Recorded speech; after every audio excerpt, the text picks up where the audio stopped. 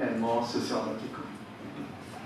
I think the challenges are whether we can continue to remain a united and harmonious society given the increasing divide in Singapore. I think the disparity in Singapore is a challenge. Whether we can continue to have the kind of racial peace and harmony that we've enjoyed for many decades, that's another challenge. Whether we can convince people like Rachel and all these young people here that you have a bright future in Singapore and you shouldn't emigrate abroad. That's another challenge. But I want to try to convince you that life is good in Singapore. You should remain rooted here. That it doesn't mean that you must spend your whole working life here. There are many opportunities in the world. And I encourage you to be as adventurous as the Swiss. You know, the Swiss have a huge diaspora in the world. I think we should do that too. And we should not view Singaporeans who leave Singapore to work abroad as traitor. They are not traitors. They are earning of GNP, actually. And we should value them. No, they really are. In fact, in a way, they are more admirable than those who do not have the courage to work abroad.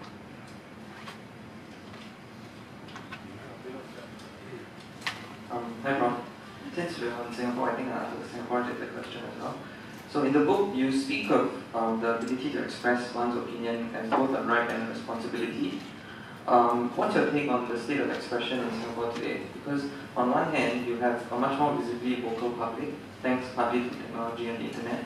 On the other hand, you also have a more active state, so be it through the government rolling out more regulations or the courts taking cartoonists and bloggers to task.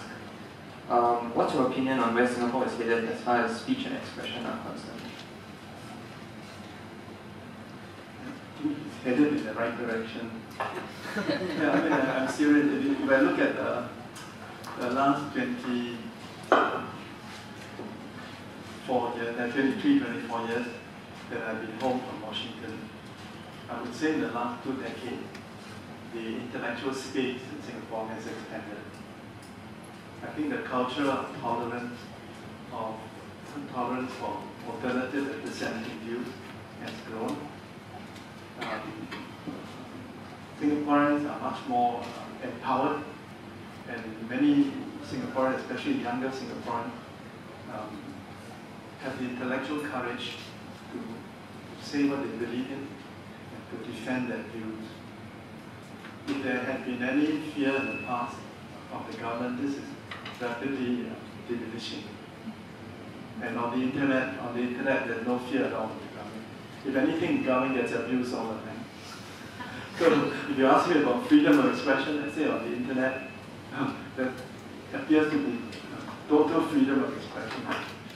But in the non-virtual world, people are a little more restrained. But I'm okay.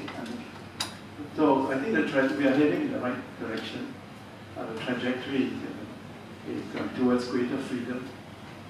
But as I told my European friends, we may never want to be what a contemporary Europe is in this sense. In many European countries that I'm familiar with, there appears to be no rules anymore. You know, you can abuse your own religion, as many contemporary artists in Europe do. Their own faith, Christianity. They do quite outrageous things to Christian icons. They abuse, make fun of other people's religion, Islam in particular. I don't think Singaporeans want freedom of expression to be taken to such a level. Yeah. I think in Singapore, we are culturally sensitive about the need to respect other people's faith, even if you don't share it. You can praise your own faith, but it is not acceptable in Singapore to badmouth other people's faith. In the same way, I think there are limits on hate speech in some countries, in America, which I'm very familiar with. There are no limits on freedom of speech, so you can, your you're privileged to say very nasty things about another race, another religion, another minority. Even if you indulge in hate speech, the freedom of expression will protect you, is constitutionally protected. And I remember when the state of Florida enacted a law compelling newspapers to give the victims of the newspapers attacks the right to reply. This was struck down by the US Supreme Court as unconstitutional. So what the Singapore government demands that if somebody attacks us, we should be given the right to reply. This has no constitutional basis in America.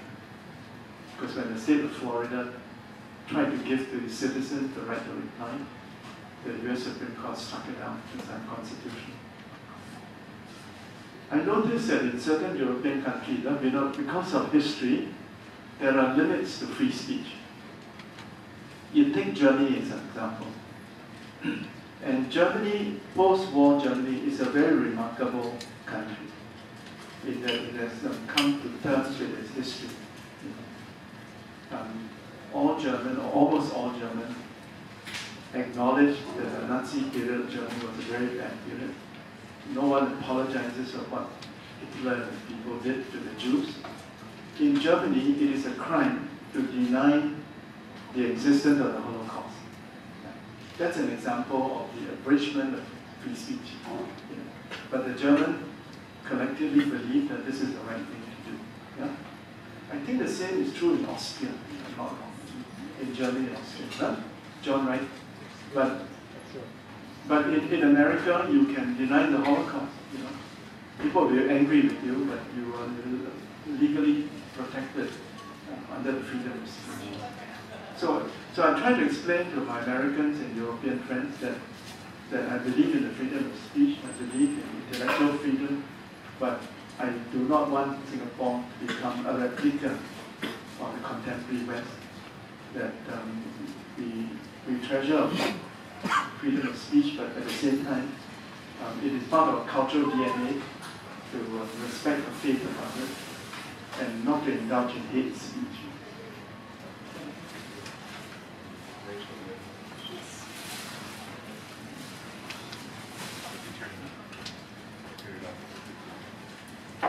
Thanks, Prof. Koh. I think just when you were talking a bit about the challenges that Singapore would be facing, and one of them is the sociological and the political challenges. Actually, I'm quite interested in the topic of income inequality and the related subject of minimum wage. I know that you are quite an advocate of minimum wage, but maybe just want to hear from you, why do you think that perhaps the minimum wage is not enforced in Singapore as of yet, even though it has gained quite a lot of support?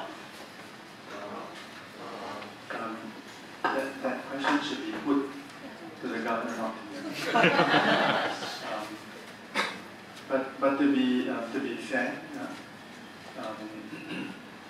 when I was negotiating the free trade agreement with the United States, the lack of a minimum wage in Singapore was a sticking point. The United States insists that all its free trade partners should have a minimum wage. So I had the burden of persuading my American friends that even though we don't have a legislated minimum wage, that our National Wages Council, the NWC, works just as effectively, if not more effectively. In retrospect, maybe I was too persuasive. But I tried to point out to my American friends, especially the trade union leaders, AFL-CIO, and good friends of the American labor leaders, that we have full employment, that Singapore workers are allowed to be unionized, that there is a system of bargaining between employers and employees, and if a dispute can't be settled bilaterally, either party or the state can refer it to the Industrial Arbitration Court. So the workers enjoy, I think, a fair degree of protection in Singapore. When the government and I disagree is that